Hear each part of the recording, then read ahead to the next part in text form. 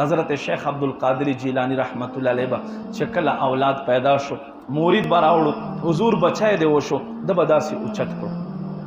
اوچت پې کړو بیا به دعا کوله رب شکر به ادا کړو هغې نه بعد بیا وې هذا میتون هذا میتون هذا میتون دا ما دپاره خوشحالي دی خو یوه ورځ به ده ته هم مرګ راشي یوه ورځ به دی هم مړ شي یوه ورځ به دی هم له دنیا نه لاړ شي گویا کې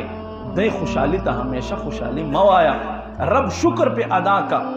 خو د رب ناشکري مه پې کوه نن مونږ څه کوو اولاد غوندې نعمت الله راکړو دولت مونږ ته الله راکړو چې لوی شي په ودونو کې مونږ د خپل رب څومره نافرمانیانې کوو نه مونږ د جمعې شپې لحاظ کوو نه مونږ د نیکو خلکو لحاظ کو نه مونږ د ادیرې لحاظ کو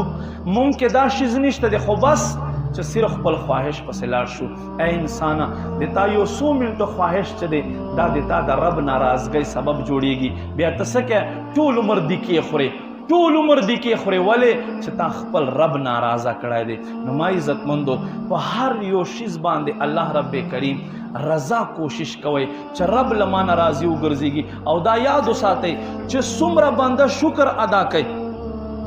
څومره بنده شکر ادا کوي نبی پاک صلی الله علیه و آله وسلم فرمایي یو بنده چې د رب کریم له زړه نه شکر ادا کی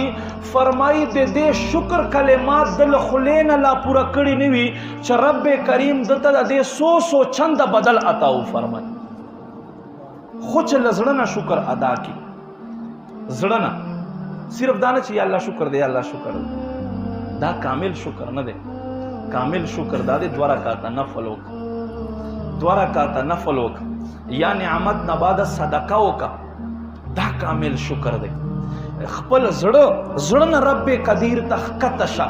چې یا ربه زما غوندې ګناهګار ما غوندې سیاکار باندې تا دومره انعام وکړو حج توفیق ته راکړو عمرې توفیق ته راکړو ما ته د اولاد غوندې نعمت راکړو ما ته د واده غوندې نعمت راکړو ما ته د ګاډی راکړو له زړه نه د رب قدیر شکر ادا کا محبوب فرمایي وایي د شکر کلمات تا لا پوره کړي نه وي چې د دې سو چند رب کریم تا ته نعم البدل عطا فرمایي نن رب کریم مونږ ته څومره نعمتونه راکړي دي دومره نعمتونه مو د رب کریم وخوړل چې غاښونه مو پې پرېوتل که نه ډینټل خوا ته تلي یې که نه ځوان چې ډېر کم کسان به وي چې غاښونو ډاکټر خوا ته نه یې تللي دومره نعمتونه مو وخوړل